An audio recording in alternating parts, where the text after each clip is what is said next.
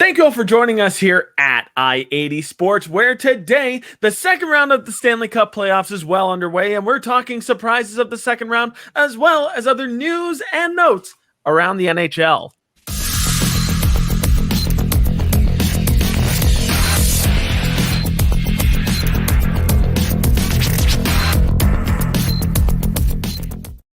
Thank you all for joining us here again at I-80 Sports. Make sure that you check us out down below at i80sports.com. Hey, if you like everything else besides our NHL content, because we know you love our NHL content, you might want to check out our NFL content, our college football content, and our MLS content. The NFL guys have been going crazy going through every single team in the NFL and hyping up the upcoming NFL season. So you got to make sure you check out their content. And while you're on our website, check out our shop. Summer is just about here at this point with the recent heat wave in New Jersey, and you may want a tank top instead of a t-shirt, but we got you there. Make sure you hit up our shop as usual, and check out our Twitter, and make sure you follow us down below at I80_sports NHL. The road to 1,000 is on, and you could be on board. And if you're already on board, thank you guys so much, because you guys are awesome as usual. And while you're here on YouTube, make sure that you like, comment, and subscribe for much, much more. We want you guys to join the conversation down below, whether you agree or disagree with us, and we want to hear from you guys. But it's time to listen to this episode. It's time to listen to us talk for a little while. I'm Brian. He's Tom, as always. How you doing today, Tom? Doing well. And these playoffs have not disappointed so far. We've had another good week, some good games, some good series, some surprising series, and just a lot of interesting stuff going on. So let's just get right to it. Yeah, away we go. But before we get into some playoff talk and second round talk, we do need to start, as always, with a little bit of NHL news, because we had a little bit of NHL news that hopped in down the pipeline over the past week. First and foremost, the most recent of news as of today, the Florida Panthers have signed their former first-round pick from this past year, Anton Lundell, to an entry-level deal. That is a 3-year deal. And he was the former number 11 overall pick in this past 2020 draft, and highly touted prospect for the Florida Panthers. A very strong shot, very strong skater. Tom, do you think there's a good possibility that he starts off with the NHL club at the beginning of the 2021-2022 season? I think there's a very good chance. And if he doesn't, if for whatever reason doesn't cut it in training camp, I think somewhere down the line he'll be on Florida's roster full-time. If he doesn't make it, he'll maybe be a mid-season or December call-up because of an injury, and I think he won't be going anywhere after that. He'll be staying right there in Miami or Broward County or wherever they play now. I think it is Broward County. I want to say Miami, but they don't really play in Miami anymore. Yeah, not really. I mean, it would be a very strong addition for Florida. And continuing with the influx of younger talent for Florida, so Anton Lundell would be joining past draft picks in the same rank as Spencer Knight, who could look to be the starting goaltender next year for the Florida Panthers, and Owen Tippett, who officially made his NHL, full realized NHL debut this year.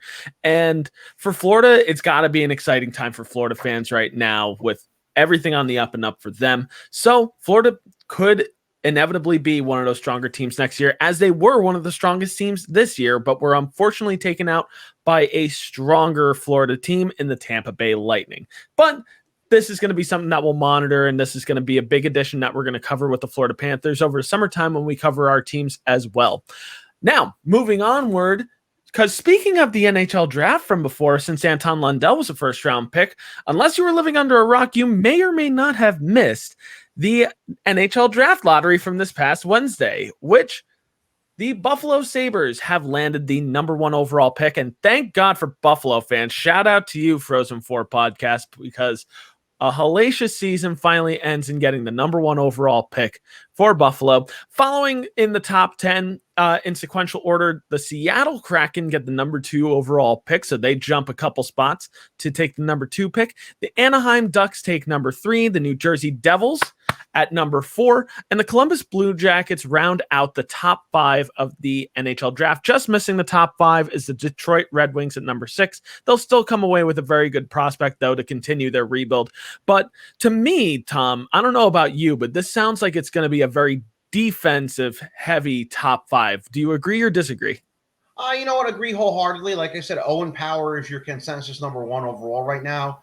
I think just right now that's what Buffalo's going to have to do. You can't really, the tricky part about drafting number 1 overall is it's hard to draft based on need when you have an obvious asset there, depending on whether you need him or not. So now, you potentially could have a number 1 pairing in the next few years of Rasmus Dahlin and Owen Power.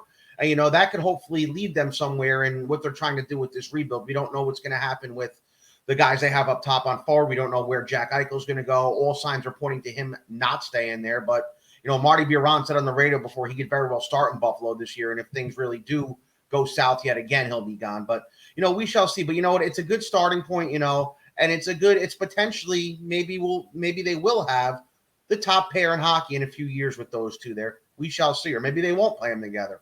Who knows? But time will tell. And who knows? Maybe they'll surprise everybody and not take Owen Power. Who knows? Anything is possible. I mean, the thing about this top 10 this year, and this is something that we're going to be talking about very, very in depth once we get to the end of June, beginning of July. The top 10 could go any which way. It's a big talent pool in the top 10 of this draft, and it really, really, really could go either way. To me, your top 5 defensemen in this draft, it's very defensively top heavy at the top of the draft. You've got Owen Power.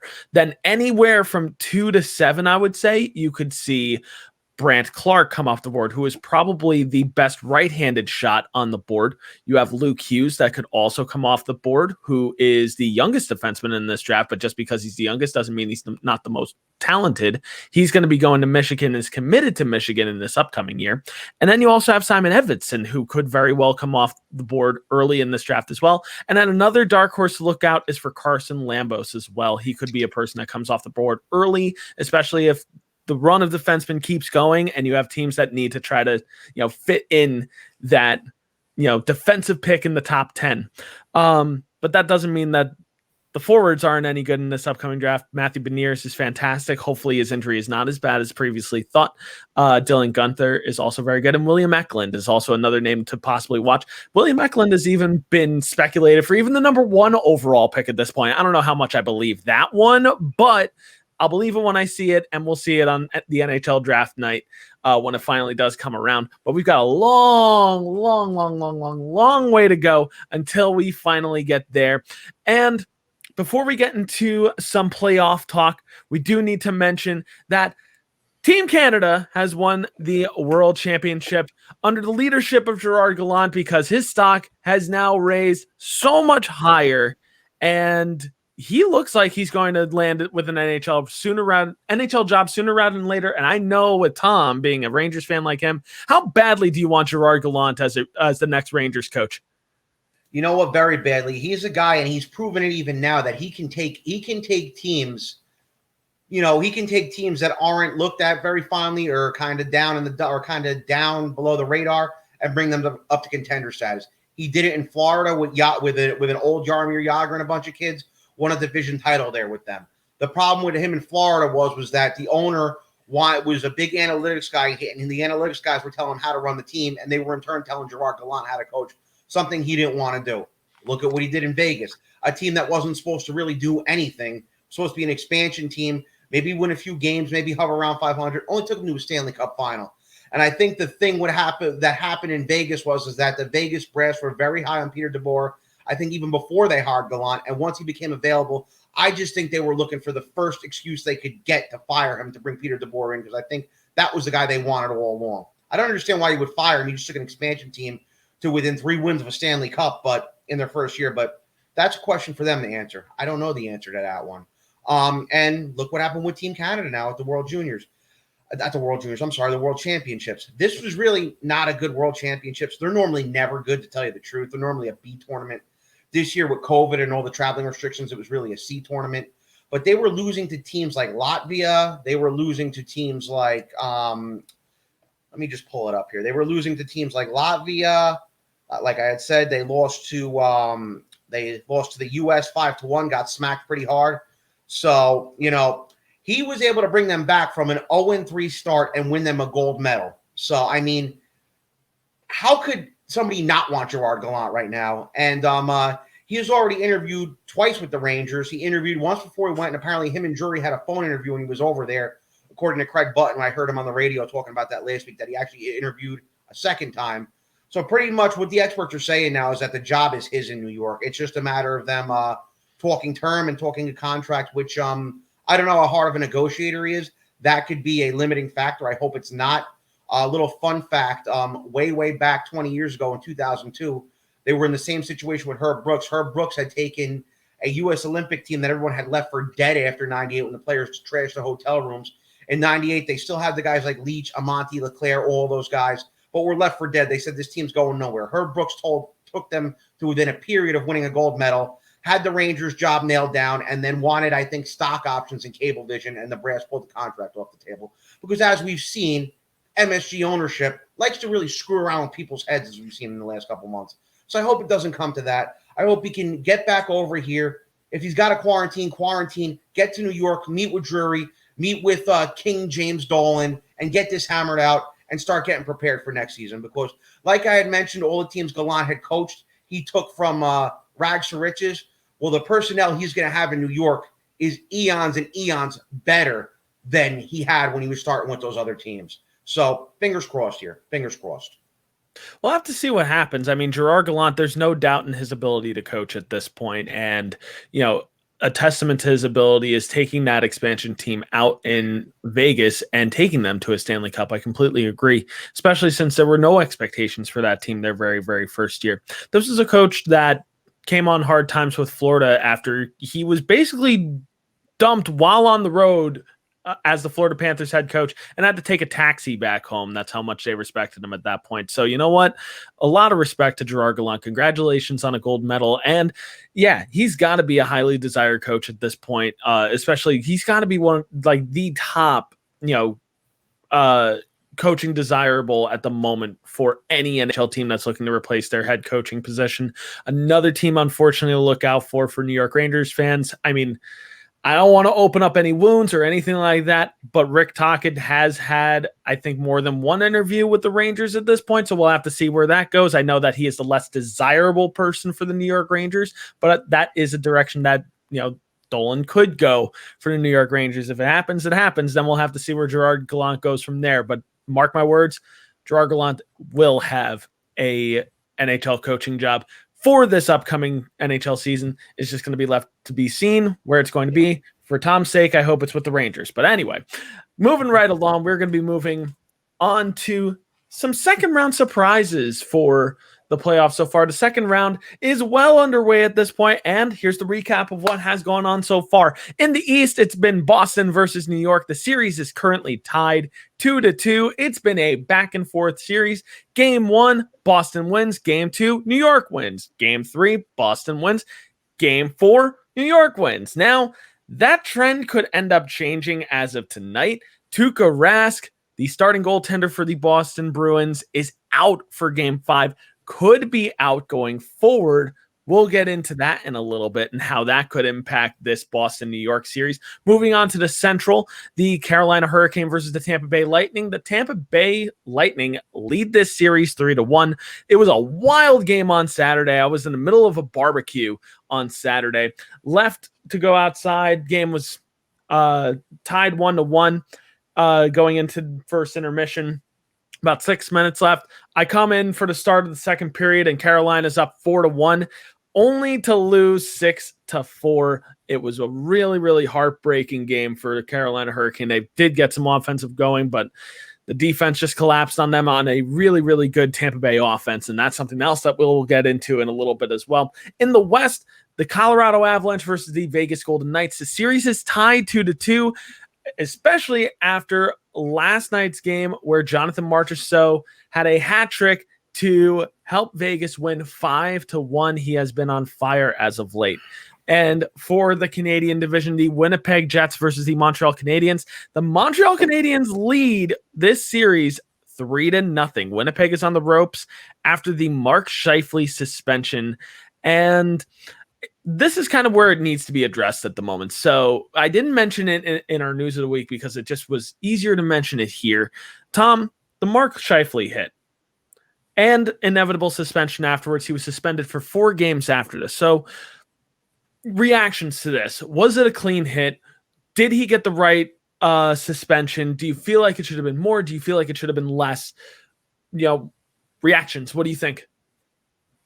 Well, I'm going to come with, I guess, 2 perspectives here. Number one, yes, it was a clean hit, but it was the situation where he did it and why he did it is, I think, what got him suspended. It'd have been different if he was coming around the net. The game was tied 2-2 in the middle of the second period.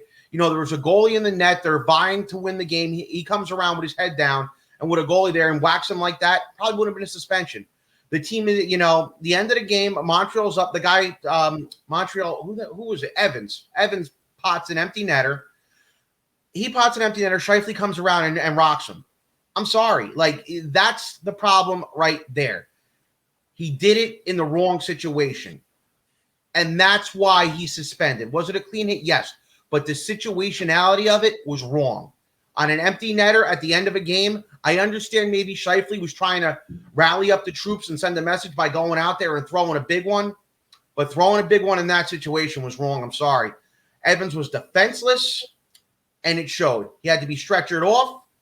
And now look at Scheifele. The best player on the team is hurting his team. His team's probably going home, if not tonight. In the next game, they're going home. So, yeah, that's the thing. I'm in the middle. A lot of people are saying it's a clean hit and he shouldn't have been suspended. Others are saying it's a dirty hit and he should have been. I'm of the opinion, clean hit, yes, wrong situation, and that's why he's suspended. Yeah, and in this case, not to make it into any kind of pun, it was the right hit at the wrong time, and it was a perfectly clean hit. There was no issue with the hit. The timing was terrible, though. At the end of a game like that, with the last minute of the game and you're already down and you already know you're going to lose, all you're doing is trying to hurt somebody at that point, and that's where it's wrong in this case. That's why it's wrong in this situation. That's why I don't necessarily agree with it. Mark Scheifele only hurts his team by not being on the ice. He proved that last year when he was injured, and now he's proving it this year when he's suspended. So I don't know what happens inside the locker rooms. Unfortunately, I do think that there has been, some talk, and dialogue between Scheifele, just cut the crap.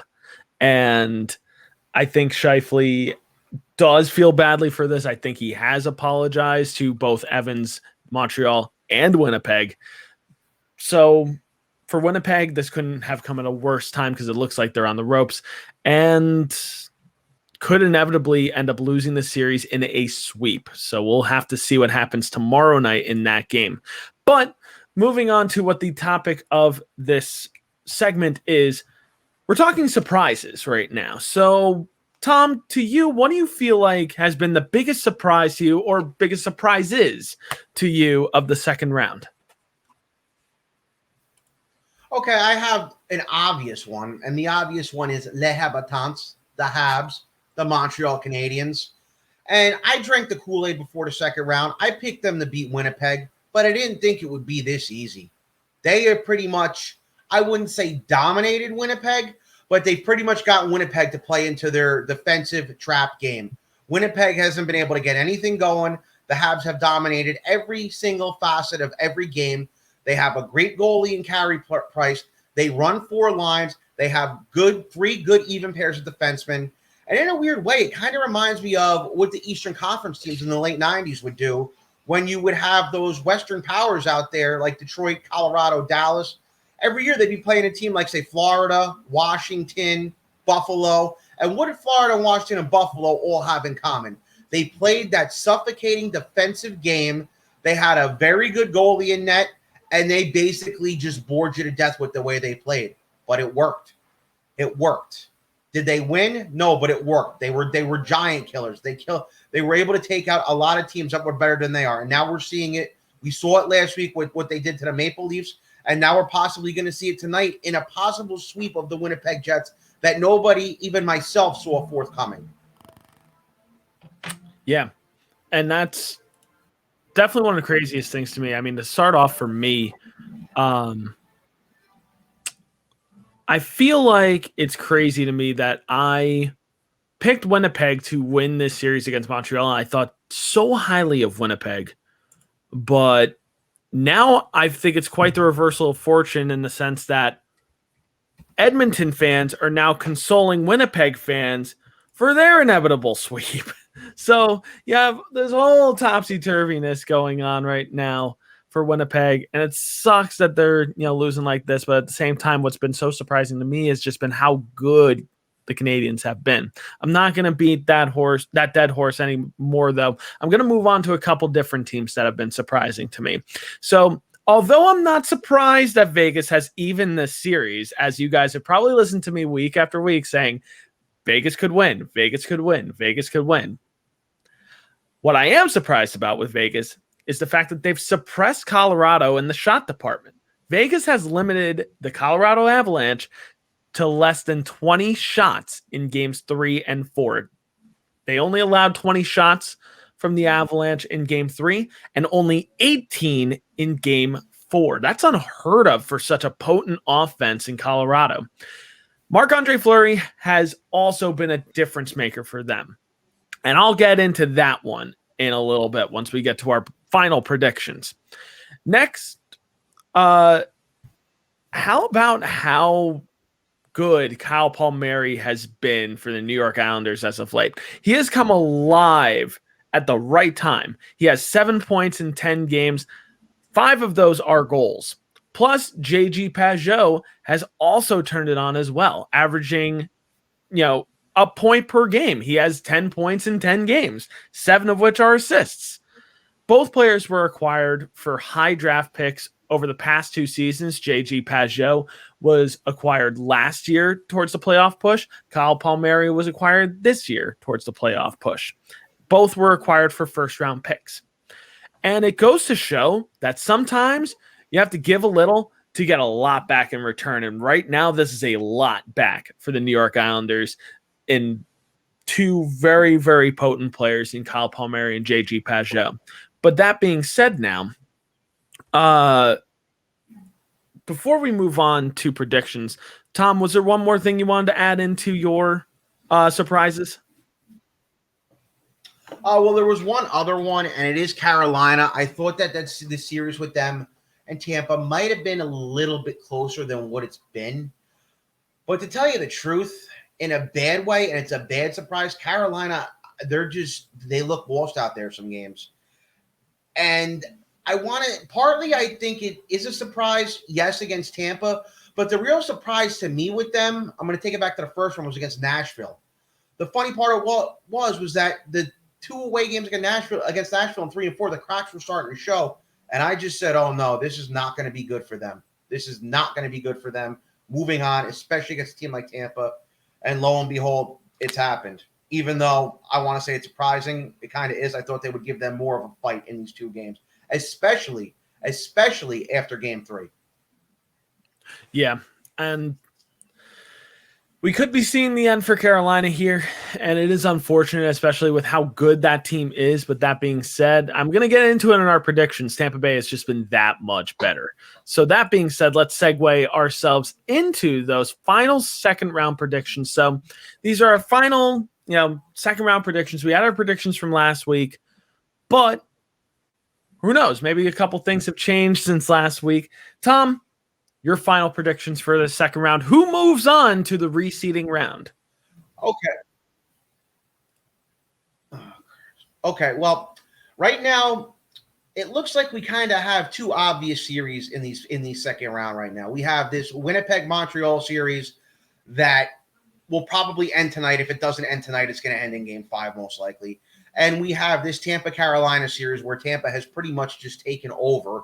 And they are the better team right now, and it just seems like Carolina dug themselves a hole that they're going to have a lot of trouble getting out of if they're able to get out of it at all. So I'm going to leave those 2 series alone because they're just not worth talking about right now. In the Colorado-Vegas series, as bad as Colorado's been over the last 2, and they weren't really even that good in game 2 either, I still think they're coming out on top here. One thing I'm going to discuss today are patterns, and the pattern that this series is going is it seems like the home team is going to be coming out on top every game.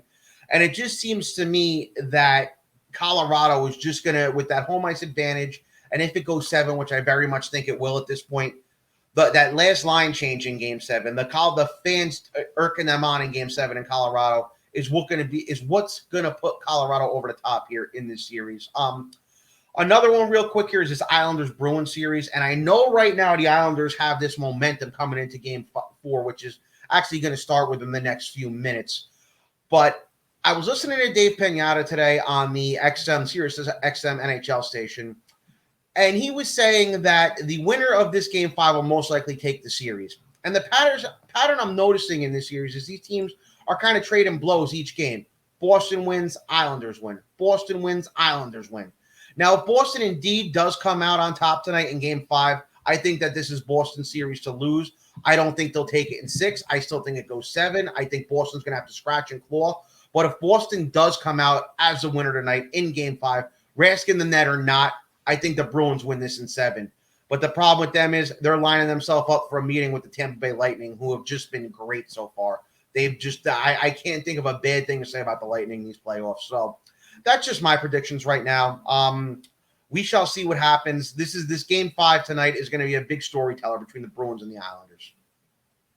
Yeah, so I completely agree with that assessment. I mean, you're going to hear it in my prediction, but I don't know if I have a bad thing to say about Tampa Bay either way at the moment as well. Now, to get into my predictions, so we can start with the 2 easy ones to start off with to predict, which is the Montreal-Winnipeg series and the Tampa Bay-Carolina series, which more than likely, because of the strong leads that both teams have, Montreal probably comes out of that series potentially in a sweep, and Tampa Bay comes out of that series potentially coming out 4-1.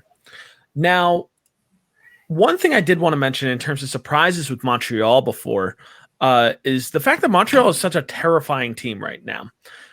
Fun fact, Jesperi Kotkaniemi has the 3rd highest playoff goals scored by a player under the age of 21 with 8 goals. Kind of crazy that he's actually 3rd highest in history under 21. Now that's the biggest key, under 21. Jaromir Jagr is actually the first with 14 under the age of 21. But it's made a huge difference for the Montreal Canadiens. And unfortunately for them, their, consolation prize is going to be, taking on one of either the Vegas Golden Knights or the Colorado Avalanche, and that's going to be tough no matter what. I'm disappointed that Carolina hasn't gotten anything really going against Tampa Bay. They did in the last game, but then they gave up that huge lead that they had. But to be honest, with Nikita Kucherov leading the NHL postseason with 17 points, any team would have a tough time. So Tampa Bay is going to take that series against Carolina. Montreal's going to take that series against Winnipeg. Now, from there, we get into series that are more difficult to judge. And I'm talking about our 2 tied series at the moment with Boston and New York and with Colorado and Vegas. I'm going to start with Boston and New York on this one because I'm going to end with my pet project here. So with Boston and New York, if Tuukka Rask plays Game 6 and 7, we already know he's out Game 5. But if he plays Game 6 and a potential Game 7, then I say Boston will take it. But if Tuukka Rask misses the remainder of this series, then New York should take this series easily. And I mean that easily. New York has a very capable offense. They have had good offense provided by the likes of Brock Nelson, Josh Bailey, Matthew Barzal, Alexander Beauvillier, who actually leads in points for this team right now. J.G. Pajot, as I mentioned before, Kyle Palmieri, as I mentioned before, even Casey Cizikas has also gotten onto the scoring card for them as well. Also headed up by some stronger defense, headed up by Scott Mayfield, by Adam Pelech, who has been a block machine, Andy Green, who's also been a block machine for them, and Noah Dobson. So, to be honest, I do think New York can take this series. It's going to go the distance. It's going to go to 7 games, but I think New York can come out on top of this. Now, the prize for either team is to face the Tampa Bay Lightning. Yikes. That is a mountain to climb at that point. Now, finally, the Colorado-Vegas series. It's the battle of the Vezina finalists. You have Marc-Andre Fleury for Vegas, Philip Grubauer for Colorado. And I'm going to stick with my prediction here. I'm going to say Vegas in 7. And I know I sound crazy when I say that. I know I sound like a madman when I say that. But I said it before, and I'll say it again because I said it last week, and I'll say it this week. Marc-Andre Fleury is the difference maker for the Vegas Golden Knights. And since coming back in the net in Game 2, they lost in overtime in Game 2 in a very close game. But since, Vegas has won both Games 3 and 4. In Games 3 and 4 combined, Marc-Andre Fleury has only given up 3 goals. He's been lights out. He's been fantastic. Vegas can do this. The big difference maker for Colorado, though, is going to be their leading scorer and, the leading NHL postseason scorer right now, Nathan MacKinnon. Nathan MacKinnon has 8 goals so far in this NHL playoffs. If Nathan MacKinnon can turn that, extra gear back on, Colorado's going to advance. But that being said, with this series now tied, I'm still going to stick with it. And, I'll hear from it if they lose, but I'm going to say Marc-Andre Fleury is going to carry this team to a win. And I'm going to hedge my bet right now and show how strong I am with this. If Vegas wins this series, I will go on NHL.com and I will go on NHLshop.com and I will get myself a Marc-Andre Fleury t-shirt. I promise you that. If they do that, I'll hedge my bet. I will do that and I will wear it for one episode coming up. But if Colorado wins, then maybe I'll pick a player of your choice in the comments section for who I have to get instead. But it has to be somebody currently playing for Colorado. No cheesy stuff. But those are my predictions right now. And yeah, just playoff hockey has been fun hockey so far, just to say the least. And oh boy, I might be losing a bet here. Anyway, we're going to wrap up our show as we always do with our question of the week, which the question this week is, depending on who advances in this playoffs, who is your current Stanley Cup favorite? Tom, let's start with you. Who is your current Stanley Cup favorite? I still really want to say Colorado, and they still may very well get this done. But Colorado's looked human their last couple of games. Their last 3 games, they've looked human. They've been brought back down to earth. So right now, my money's got to be on a team that I sort of didn't give a lot of credit to most of this season, and that's the defending Stanley Cup champions, the Tampa Bay Lightning. Right now, they're firing on all cylinders. And one thing that may make them even better than last year's iteration is that they have Steven Stamkos fully healthy and at 100%.